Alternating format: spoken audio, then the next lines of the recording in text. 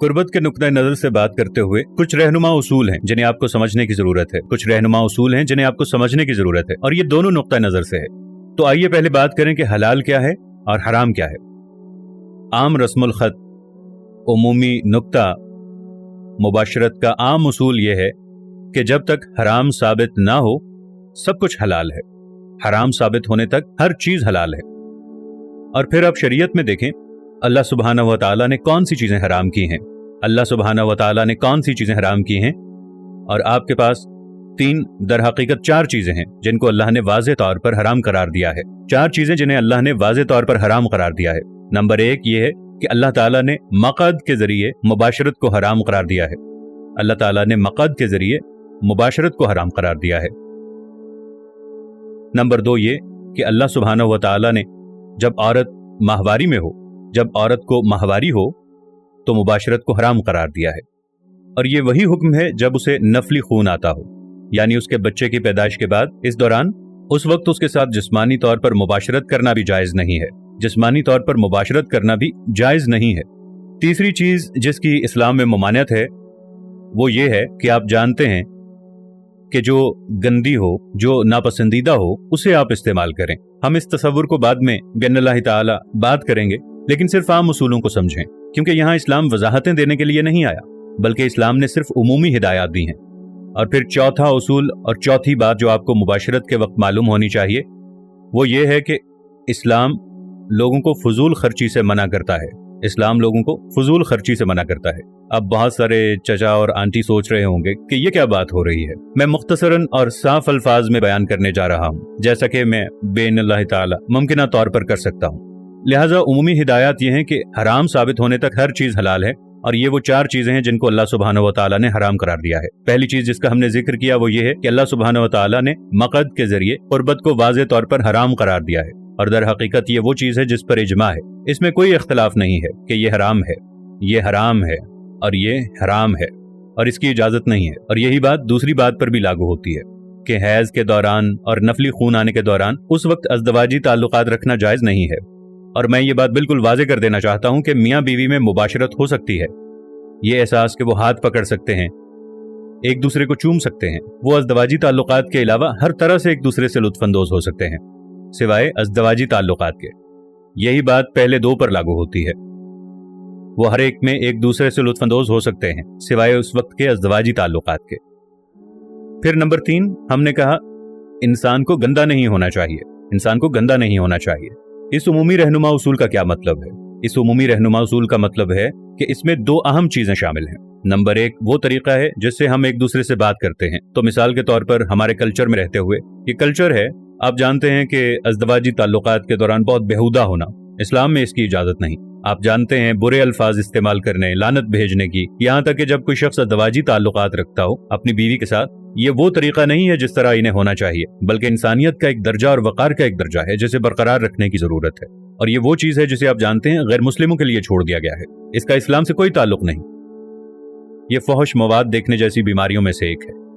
ये कि आप मुबाशरत की सकाफतों को फरोग देने लगते हैं जिसकी इस्लाम में इजाजत नहीं है, और फिर आप इसे देखते हैं इतनी बार कि एक शख्स ये सोचने लगता है कि आप जानते हैं अज़दवाजी कुर्बत का यही मतलब होगा या अज़दवाजी कुर्बत का यही तरीका है। इस तीसरे नुक्ते से मुताल्लिक ये तीसरा उसूल भी है कि इंसान को गंदा नहीं होना चाहिए। तो आप देखेंगे कि एक बार फिर मगरबी सकाफत में वो मसनूआत का एक पूरा ग्रुप इस्तेमाल करेंगे जिनकी कमी नहीं है। आप जानते हैं बेहतर अल्फाज में हिफ्ज़ाने सेहत, वो चीजें हैं जो हिफ्ज़ाने सेहत से मुतालिक नहीं है। मैं तालीम नहीं देने जा रहा। अगर आप जानते हैं कि वो क्या है, अल्लाह से पनाह मांगे कि आपको कभी भी ऐसा शख्स ना मिले जो इस किस्म की चीजों का ख्वाहा हो। तो वो ऐसी चीजें हैं जिनसे आपको बचना है। फिर चौथी बात यह है कि आपका मकसद फजूल खर्ची नहीं है। आपका मकसद फजूल खर्ची ना हो, और ये वो चीज है जो आप जानते हैं आपको अजीबो गरीब किताबों में मिलेगा कि मुबाशरत में क्या इस्तेमाल करना चाहिए। कुछ चीजें जो आपको मुबाशरत में इस्तेमाल करने की इजाजत नहीं है। तो सवाल ये पैदा होता है कि क्या आपको मुबाशरत के दौरान खाना इस्तेमाल करने की इजाजत है? खाना इस्तेमाल करने की इजाजत है? और इसका जवाब हाँ है, जब तक कि आप वो खाना खा रहे हैं। तो मिसाल के तौर पर आप जानते हैं मैं खाने की चीजों के नाम निकालने जा रहा हूँ, आप अंदाजा लगा लेंगे इनके साथ क्या करना है। जब आप चॉकलेट की चटनी के बारे में बात करते हैं, अब व्हिप क्रीम के बारे में बात करते हैं, ये वो चीजें हैं जिनके इस्तेमाल की आपको इजाजत है। ये वो चीजें हैं जिनके इस्तेमाल की आपको इजाजत है। लेकिन इसके साथ साथ इंसान को फजूल खर्च नहीं होना चाहिए।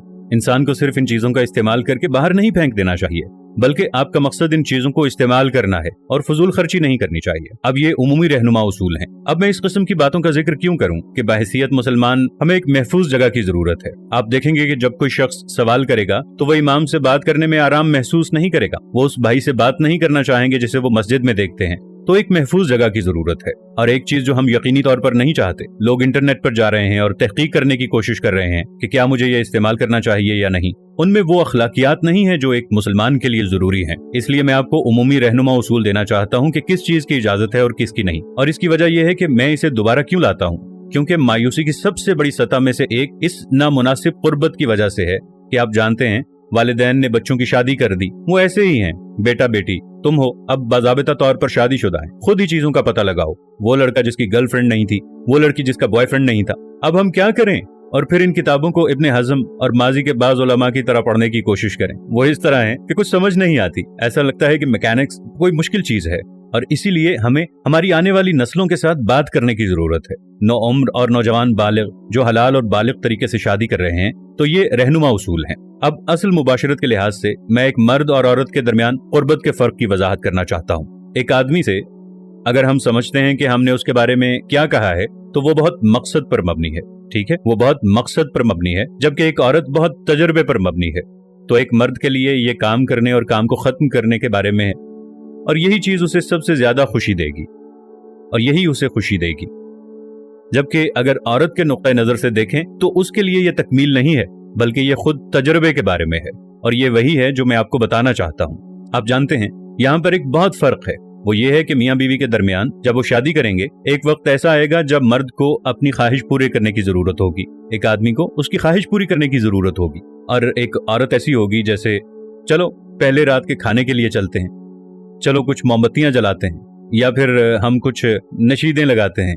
और मर्द ऐसा है, यानी वो अंदर से ऐसा है जैसे वो बाहर से शाइस्ता है, लेकिन अंदर से वो ऐसा ही है, मुझे इस वक्त इसकी जरूरत नहीं है, मैं अभी किसी बड़े फितने से गुजरा हूँ या कुछ हुआ है, मुझे इसकी जरूरत है, मेरी ख्वाहिश को पूरा करो।